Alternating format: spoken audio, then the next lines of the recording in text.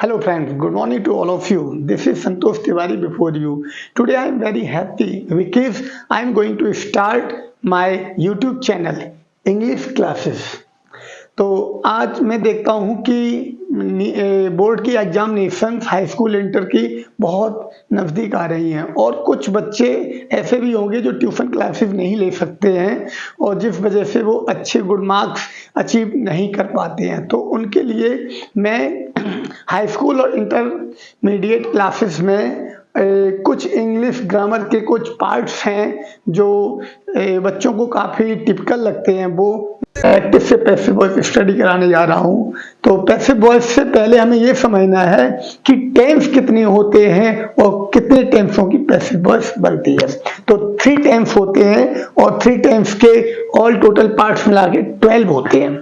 तो उनमें 8 पार्ट्स की पैसिव वॉइस बनती है और 4 पार्ट्स की नहीं बनती है।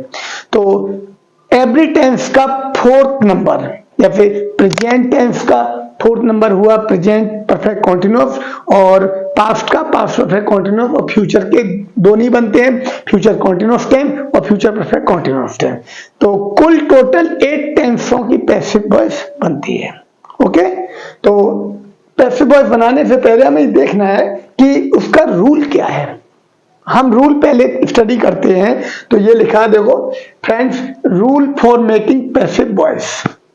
तो इसमें 6 पॉइंट हैं जो हमें बहुत केयरफुली समझने हैं। फर्स्ट पॉइंट है ऑब्जेक्ट का सब्जेक्ट बनाओ। तो किसी भी टेंस की पैसिव वॉइस बनाने में सबसे ज्यादा जो प्रायोरिटी देते हैं वो ऑब्जेक्ट को देते हैं। ऑब्जेक्ट अगर नहीं है तो पैसिव वॉइस मोस्टली पॉसिबल नहीं होगी, लेकिन कुछ अब बात भी होते हैं उनकी भी बन जाती है, लेकिन वो बहुत दूर की बात है। राइट, तो समझते हैं हमें कि सबसे फर्स्ट पॉइंट हुआ ऑब्जेक्ट का सब्जेक्ट बनाओ।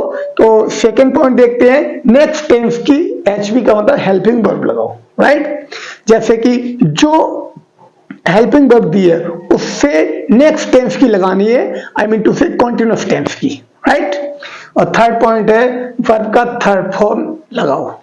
राइट, और नेक्स्ट है उसके बाद हमें बाई लगानी है 4th नंबर। फिर नेक्स्ट 5th नंबर है सब्जेक्ट का ऑब्जेक्ट बनाना है। और लास्ट जो है वो है अदर वर्ड हो तो लास्ट में रख देना है। यही 6 पॉइंट्स हैं।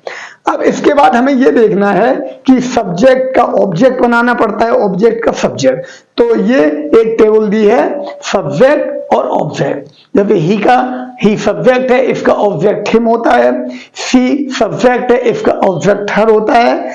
और इट का ऑब्जेक्ट इट हुआ। और कोई भी नाम आ रहा है, आई मीन टू से नाउन, तो उसका ऑब्जेक्ट नाम ही होगा, नाउन का नाउन। नेक्स्ट आई का मी, वी का अस, यू का यू, दे का देम और एक हु को हमें समझना है। ये क्वेश्चन वर्ड और सब्जेक्ट दोनों का फंक्शन करता है। राइट, जैसे हु सब्जेक्ट होता है और ये क्वेश्चन वर्ड भी होता है। जैसे सेंटेंस में हु क्वेश्चन वर्ड के रूप में आ रहा तो डायरेक्ट हम बगैर देखे हम बाय हुम कर देंगे। अब बाय हुम का रीजन समझ लो आप। जैसे ये क्वेश्चन वर्ड है तो स्टार्टिंग में रहता है और सब्जेक्ट का हम ऑब्जेक्ट बनाते हैं, तो हु का हमने बाय हुम कर दिया।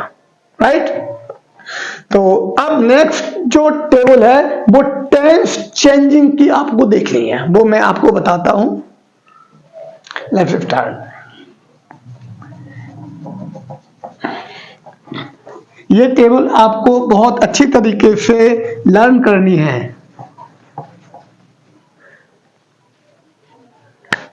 तो यहां पे देखना है एक्टिव और पैसिव। राइट, जैसे कि प्रेजेंट इंडेफिनिट टेंस चेंज होगा प्रेजेंट कॉन्टिन्यूअस टेंस, और एवरी कॉन्टिन्यूअस टेंस की जो वर्ब होगी वो नो चेंज रहेगी। राइट, तो हम इस तरीके से तो नहीं लिखेंगे क्योंकि प्रेजेंट इंडेफिनिट टेंस को हम प्रेजेंट कॉन्टिन्यूस टेंस में चेंज करते हैं, लेकिन उसकी वर्ब हम चेंज करके दिखाते हैं जो बुक्स में नहीं दी होती। बुक्स में डायरेक्ट लिखा होगा present indefinite tense change into present continuous tense, लेकिन हम ऐसा नहीं करेंगे। हम डायरेक्ट मेन पॉइंट यहां पे मेंशन करेंगे,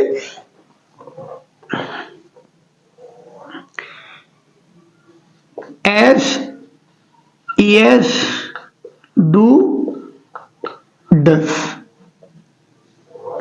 प्रेजेंट इंडेफिनिट टेंस में सिर्फ ये पॉइंट्स होते हैं, एस, ईएस का यूज होता है और डू डज का, इसके अलावा कुछ नहीं होता है, राइट। तो जब हम टेंस में ये चीज देखते हैं तो हम डायरेक्ट चेंज कर देंगे, इज,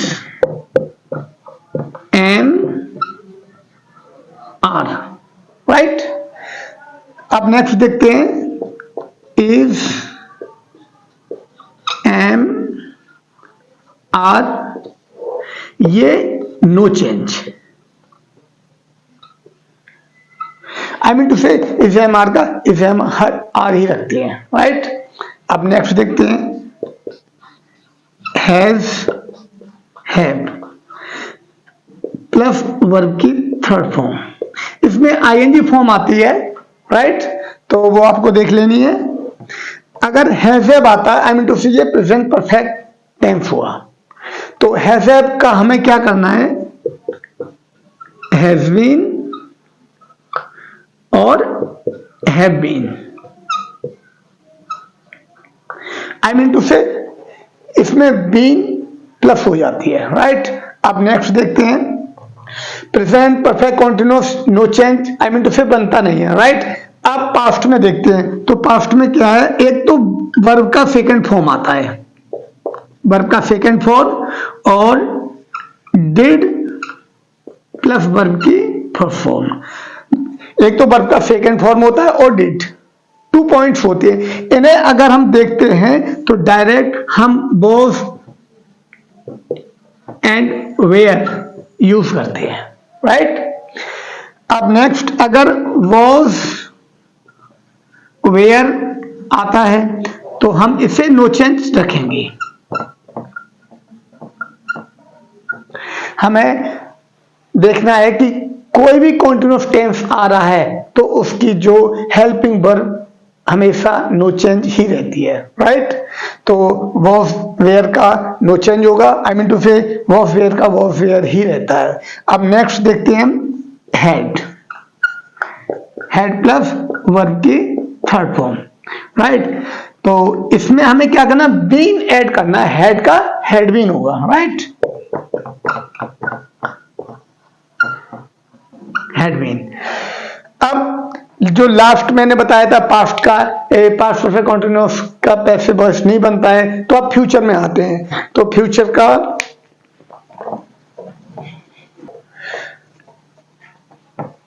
तो फ्रेंड्स, अब फ्यूचर का भी मैं टेबल आपको बता दे रहा हूं।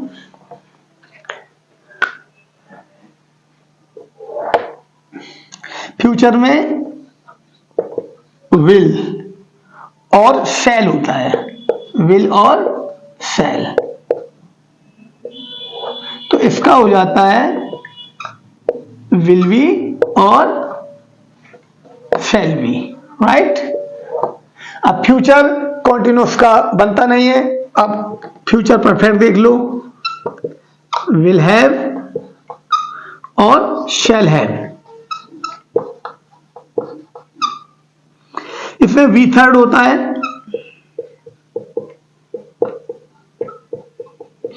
तो विल हैव को हम चेंज करते हैं will have been shall have been में,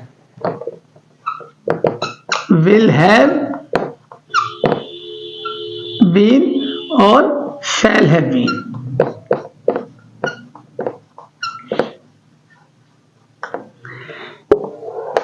ये फ्यूचर टेंस कंप्लीट हो गया। अब कुछ मॉडल ऑक्सिलरी हैं, उन्हें भी हमें समझना है। मॉडल ऑक्सिलरी में देखना है, जैसे कि can, could, may, might, should, would, ought to,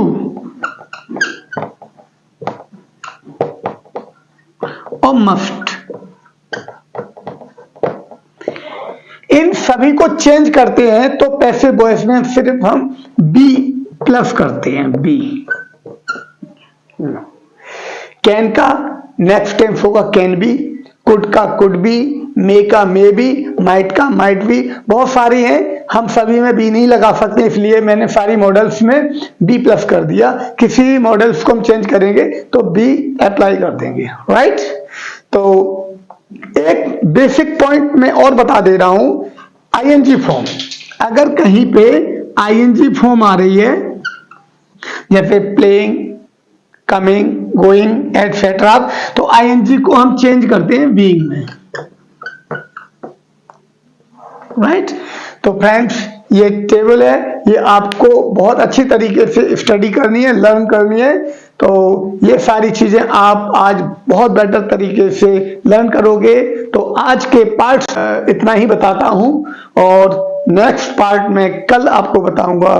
तो thank you and have a good day.